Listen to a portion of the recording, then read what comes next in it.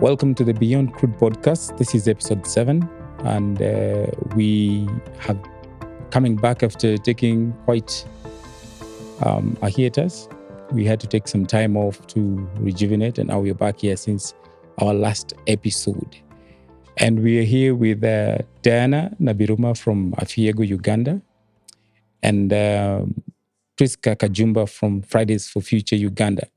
This being March, and it's still, we're talking about women because of the International Women's Day. And I think the entire of March is usually the Women's Month. We are keen to discuss how the East African crude oil pipeline is impacting women disproportionately.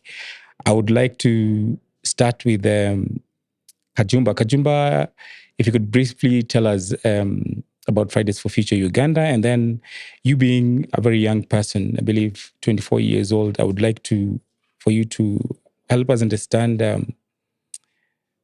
how this project is how the entire infrastructure is affecting your generation, and what other personal stories do you have around people your age who are concerned about this project? Kajumba? Thank you very much, Jack.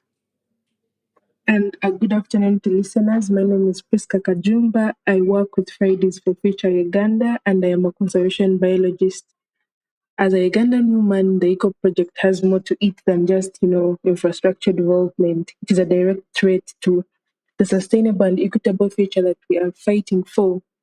And Fridays for Future basically is a youth-led and a woman-led climate action group in Uganda that works around climate advocacy, supports and builds the capacity of young people, to tackle the climate crisis. And we also work with marginalized communities in Uganda. And Uganda is already experiencing the harsh realities of climate change. And yet, amidst these challenges, instead of investing in renewable energy and sustainable solutions, our government, together with foreign corporations, are pushing forward with a project that will deepen environmental destruction, displace communities and accelerate inequalities like gender inequalities. And in Uganda, for young women, climate injustice is really not a distant concept. It is a pressing issue that hits very close to home. And the ECO project has escalated inequalities, both social and economic. And as you know, Abid, most of us in the rural setting depend on agriculture, for food and income. But ECOP's construction has put our fertile land and water sources at stake. And women who are primarily responsible for farming and feeding families are bearing the heaviest burden. I have had conversations with young women, in affected regions, and there is this one that still hurts to date. Um, there is this one lady called Percy, and she lives in Busulu sub county in Sembawele district. Sembawele is along the ECOP corridor. And this lady lost her land, and the compensation, of course, was very absurd. So she decided to shift her business to her business house, which is, by the road, so that she can focus on her business for survival.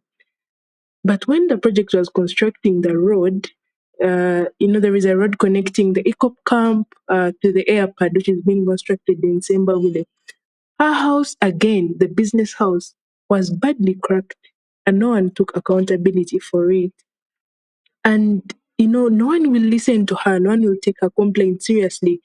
And I found out that this is majorly because Percy has a mental disability. You see, so besides the vulnerability that she faces as a young woman, she's not taken seriously because she has a mental disability.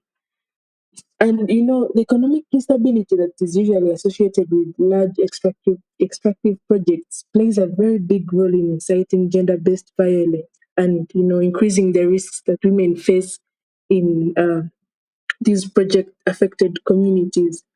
And so we as Fridays for Future, we as young women have been on the front line advocating for the rights and climate justice for these women. And maybe just to paint a picture of what climate justice would look like for us, it would mean having access to clean energy and sustainable livelihoods for all these women. Additionally, would We would want to see a healthy environment for everyone, for the young men, for the young women, for just everyone. And personally, climate justice would mean, or justice for me, would mean being able to make choices about our labor, our education, and our economic empowerment without being held back by the constraints of a fossil fuel based economy, like what we are seeing in Uganda. And so we are demanding for accountability from our leaders who are prioritizing short term profits over the well being of these communities and the planet in general. And right now, to be honest, this resistance in Uganda and the protests that are being organized by women and forming alliances with other activists is not being handled well by our government. And currently, the situation on ground is intense. Since this is a fight against a system that is dismissing our concerns and labeling us as anti-involvement and naive. But really, Jack and all the listeners out there, one thing I would say is that equity and sustainability should be non-negotiable. Yeah, that's what I can share with you.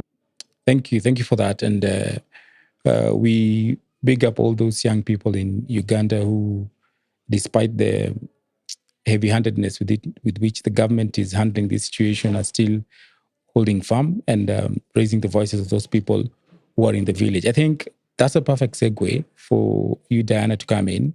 You have worked very much with project-affected people for many years. I think your organization was one of the organizations that began speaking about this way early on before the project became something that was even being reported at the global newspaper level.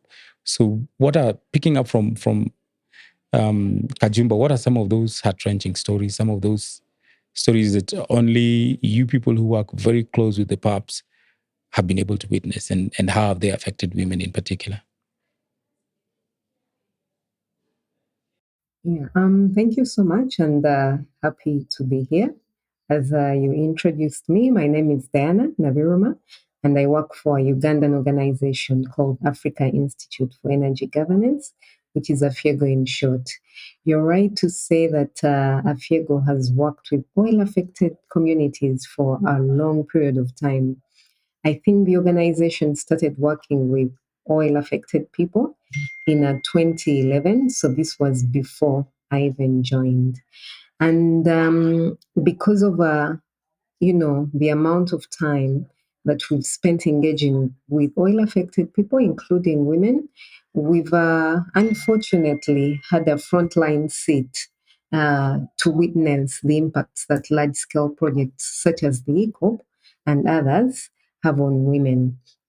For me, some of the most touching stories have been about death, and this is death of women and children. So, for the listeners out there, perhaps it's important to point out that the oil to be transported by the EACOP is supposed to be extracted under two projects, namely the Tilenga and Kingfisher. Tilenga means antelope, and the Kingfisher is a small, beautiful bird. And the Tilenga oil project is operated by Total Energies, while the Kingfisher oil project is operated by China National Offshore Oil Corporation, or CNOOC. Now, the Tilenga oil project that's operated by Total is partly located in one of Uganda's largest, oldest, and most visited national parks called Murchison Falls National Park. Some locals give the park a local name, Kabalega, but I think worldwide or globally, for those who know the park, it's Murchison Falls National Park. Now, because of the oil drilling in the park, from as way back as 2019 or 2018, when public views were sought on the Tilenga oil project, communities have complained that since oil activities commenced in the national park, they've faced more elephant human conflicts. And these conflicts have escalated largely between 2020 and to date. And as a result, we've seen women and children being killed. Men have also been killed, but the vast majority of deaths that have been recorded because of the oil-induced elephant-human conflicts have been women. It's very heartbreaking to see families, including children, fathers, and mothers, dealing with the aftermath of the death of their loved ones. Please give me a minute so that I can close the door and reduce the noise. Is that okay? Yeah, sure. By all means, thank you. Even as we wait for you to do that, Kajumba, how are young women mobilizing to resist this, and what unique challenges are you facing? I know you did, to some extent, started speaking about this, but just to revisit specifically, even for Fridays for Future, how have you guys been mobilizing to get young people to resist, but at the same time, making sure that in your resistance activities, you're not necessarily putting yourselves in harm's way, and that it's sort of meaningful and drawing attention to key issues? Okay, thank you very much for that question, Abid. So, young women and women-led civil society organizations are at the forefront, and for a very long time they've been actively resisting EACOP and challenging this project. But it comes with so many struggles, given that this project is backed by powerful multinational corporations, and we have devised strategies to go about this. So our resistance takes many forms, and the most dominant has been, grassroots organizing, working with communities that have been affected, women that have lost their land, women whose families have been attacked by elephants, and families whose children can no longer afford to go to school because the only economic activity, which is commercial farming, has been ripped away from them. And particularly for Fridays for Future Uganda, we have been organizing digital activism where we connect activists in other regions and students and other people who may not be able to, go physically to Greater Masaka and the Albertine regions to also amplify, the concerns and the demands of these project affected people. But also, as we know, the eco project is really bad for our climate. So this is a global concern, and through digital activism, we have been able to amplify these concerns and sound warnings. And one other way is supporting litigation. There have been very many cases, and I think Diana will share with us some of them because FIEGO has, really supported the impacted communities with legal cases. And what we've been able to do is to support some of these cases and petitions. And as you mentioned earlier, we really face unique challenges that make our struggle even more complex. And one of the biggest challenges is the patriarchal nature of our society. Our society often silences and marginalizes women's voices, and mobilizing resistance, means confronting this deeply ingrained sexism system that we have here in Uganda and Africa in general. And usually, when we speak out, we are labeled as emotional or manipulated by foreign agendas. And now this really is worse for the young women in these rural communities who are already marginalized and excluded from the decision-making processes. And over this struggle, the civil society organizations have really done a good job trying to bring women to the discussion tables and arenas so that we can learn their experiences and demands. And one other challenge that maybe I can point out, is this perceived inevitability of the ECO project. Now, the Ugandan government, of course, frames this project as essential for economic growth. They talk about the debt burden, and they've managed to convince a large proportion of the citizens. And so, making protests seems unpatriotic. That's how they, managed to convince people, and activists usually accused of standing in the way of progress. So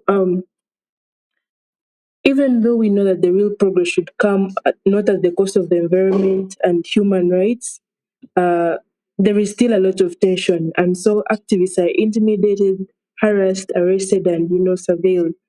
And when arrested, usually these activists are held at maximum prisons with capital offenders, and the situation there is terrible.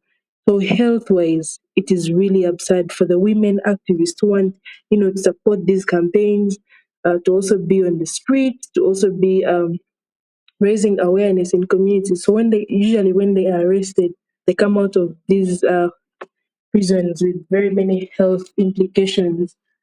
And when the threats are persistent, these activists need to be relocated for safety. But now, for these ladies who have families, it is really hard to detach them from their children and their roles in the families for even a week. So you find that amidst the surveillance, it is still very very hard to ensure the safety of these activists. Now, the male activists in Uganda also face these challenges, but it is even harder when someone is a woman. And also there is this shaming aspect of this, that women who are in these campaigns usually are shamed by their families, and they say that the role you're taking on maybe is quite too hard for you, and usually it is it takes a toll on their mental well-being. But amidst all these prevailing challenges, as civil society organizations, as fellow women activists, we've been there to support our fellow women with psychosocial support, with capacity building, and giving them all the support they need so that they do not back out from this fight. Because we know that if the ECO project proceeds, then we shall inherit in its consequences. And apart from the lost biodiversity, the entrenched inequality that will come with this project will last forever. Yeah, allow me to admit a bit. Thank you, Kajumba. I think maybe you could also just, in the same sense in which Kajumba has helped us understand some of the challenges they've had in organizing and having to overcome them with trying out new tactics like digital organizing, and still stressing on the challenges women are facing. I wonder whether, as a Fiego and the much work you've done with the communities for this long period, you've seen any shifts as a result of this project that maybe the rest of us are not yet seeing or will come to acknowledge much later. What are some of the things that you've seen that have teared into the fabric of the society as a result of this project? And how do you think they have... Yeah. So, Yes, go ahead. yeah, thank you. If you would allow me to maybe complete the first question that you asked in terms of personal stories by women. One of the other huge things that we've seen is the issue of food. We know that food is the fuel for the body, and we must eat in order to live. And women in Uganda, as Priska indicated, are the primary providers of food at a household level, especially in rural areas. Now, when you have a project such as the EACOP, as well as Tilenga, combined, displacing over 120,000 people, including a number of women, you find that women's capacity to provide food for their households is negatively impacted. Last year, in about March or April 2024, Afiego interviewed women and men for a story booklet that we published. And this story booklet was to mark Total's 100th year anniversary. In the story booklet, we asked women what their biggest challenge was because of the EACOP, Tilenga, and Kingfisher oil projects. And for me, it was very concerning that a lot of women were crying and saying that their ability to provide food for their families had been negatively impacted because of the project. In fact, if we could rename the book, it would be Food, Food, Food, and the Lack of It, and the impact that women are facing because of the EACOP and Tilenga oil projects. So there are also several other impacts that women have faced, including family breakups, increased gender-based violence, and others. But I feel Priska did a commendable job in highlighting these, and I won't go into discussing them again. Now, when it comes to the social fabric changing, what we have seen is that Uganda is a society that's patriarchal in nature, but in a way, it divides roles to ensure that men are playing certain roles and that women are also playing certain roles.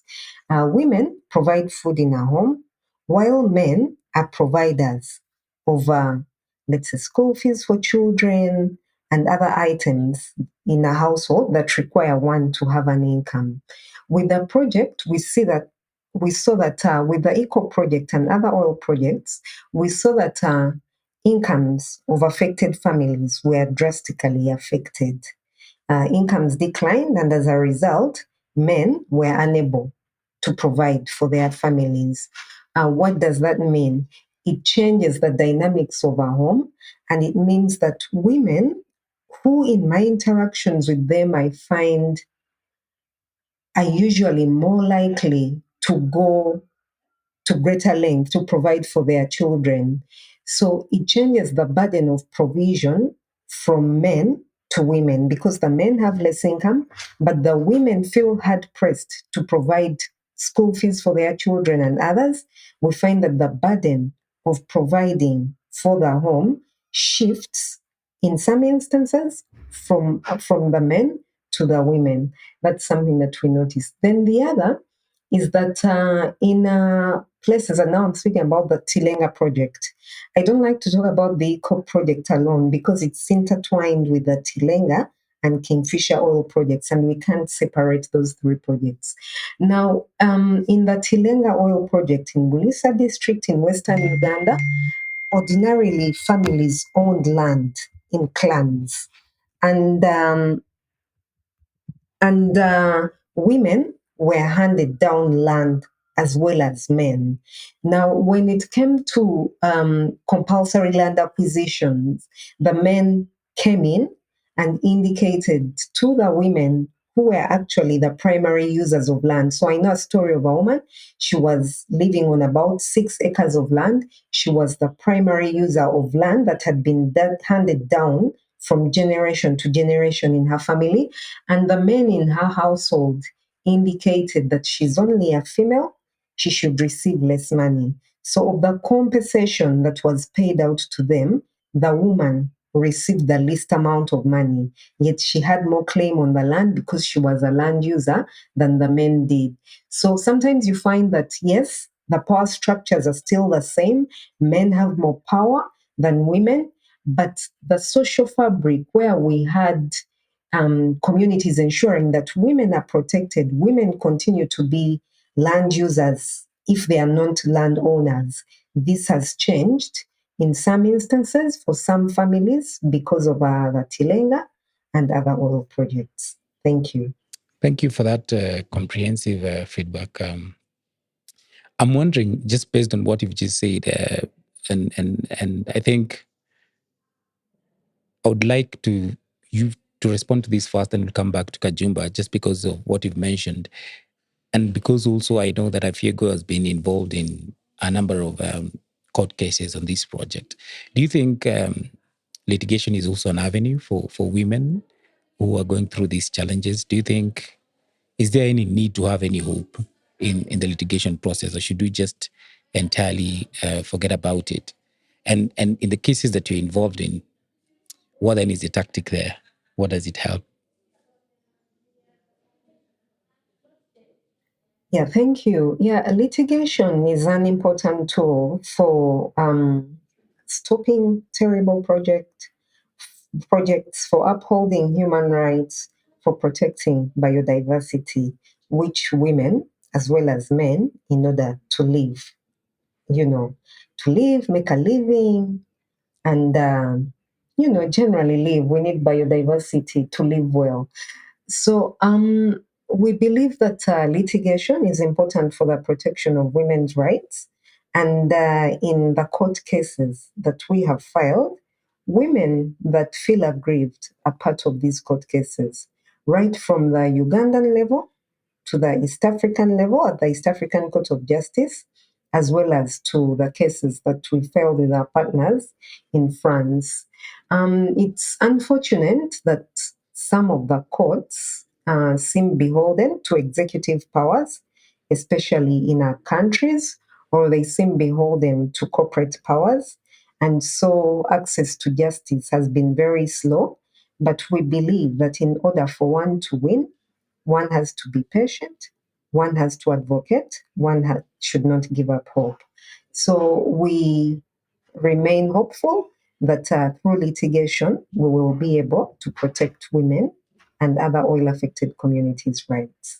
Great. Just to mention for those who are listening is that the main big cases against this project at the East African Court of Justice, and I think we are waiting for judgment by notice. And there's another court case at in France, anchored on the duty of vigilance law, which simply means that people in France can take any company that is a French company to court about any activities they are doing that are harmful and are outside of France. So it's a new law that I think came up around 2017, and it's been used to try, the communities, they are also using it to try and get justice for their comrades in East Africa. Kajumba, as we are now coming to a conclusion, I would want you to let us know what is hopeful for you as young people. As Fridays for Movement, Fridays for Future movement is a pretty much a movement led by young people all over the world, starting from Greta Thunberg, and it has cascaded down, and it has always been about climate issues. I wonder, from where you sit, when you look at projects like EACOP and the impacts on women, do you see any hope? Do you think eventually big oil is just going to topple over and we are going to locked up in this fossil fuel path? Or do you see any ray of hope? Okay. Well, personally, I'm very hopeful, and the main reason is because of the mass movement of people that is growing, and mass awareness about the dangers of oil projects, and a lot of interest in renewable alternatives. So I think that is very hopeful for me. And there is a lot of advocacy and awareness that comes with this, in that people in different regions of the world, people in different countries, even those that are not directly affected by oil projects, are organizing campaigns, supporting these events that are locally happening here, and also raising stories and concerns and demands of the project affected people. And I think that is the beauty of sharing information and coming together. And with time, I see us phasing down at least dependence on fossil fuels and changing to alternatives because of the movement that is growing around the world, and waking up to the concerns and the challenges that fossil fuels accelerate.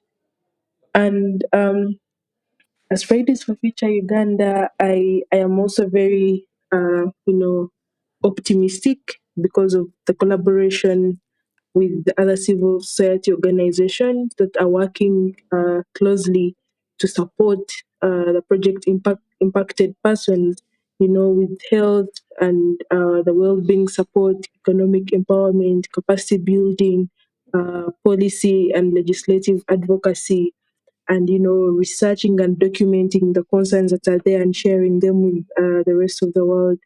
And yeah, more than hope, what we need is action, and I see action taking shape. And yeah, it's a good sign for me, Jack. Thank you. I'm going to ask you the same question, Diana, but with a small caveat. Already for the work you're doing, there seems to be a lot of pushback. We are seeing the likes of Greenpeace now is big. I think they lost a case in which they're supposed to pay 660 million to an oil company in South Dakota, and with President Trump completely disrupting the international global movement on climate change, what do you think there's anything to hope for people like yourselves and the organizations that are still trying to work with communities? You're right. The international events are of great concern to us. Several countries seem to be rolling back on their climate commitments, and we see politicians in the US, in Europe, in Africa, and elsewhere seeking to ensure that there is continued extraction and utilization of fossil fuels. This is disheartening because we believe that if we don't have strong leadership, then our fight for climate justice is negatively impacted. With that being said, I believe that hard times create strength. And it's time for the climate movement to come together, to re strategize, and see what can be done to ensure that the progress we've made when it comes to addressing the climate crisis is not rolled back. So there's certainly still a lot of work to be done. We have mountains to climb, but we have the strength within us to climb these mountains if we come together, strategize, and act. Thank you. Diana Nabiruma, Afiego Uganda, and Priska Kajumba, Fridays for Future Uganda, thank you very much for creating time to have us have this fruitful conversation. That's it from the Beyond Crude podcast, episode 7.